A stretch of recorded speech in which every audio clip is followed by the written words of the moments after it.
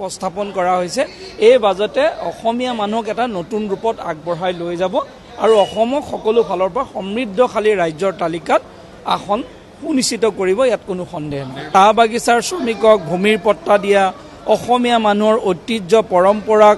আগবঢ়াই লৈ যোৱা, বিহুক বিশ্বস্তৰত আগবঢ়াই লৈ যোৱা, লাচিত বৰফুকনক বাণিজ্যিক ক্ষেত্ৰৰ মাধ্যমেৰে চিনেমা নিৰ্মাণৰ জৰিয়তে আগবঢ়াই লৈ যোৱা, ছেটেলাইট উপস্থাপন কৰা, আপুনি অসমক বিনিয়োগ অনা, নতুনকৈ যুৱক যুৱতীক আত্মসংস্থাপিত কৰা, 2 লাখ নিযুক্তিৰ ব্যৱস্থা কৰা,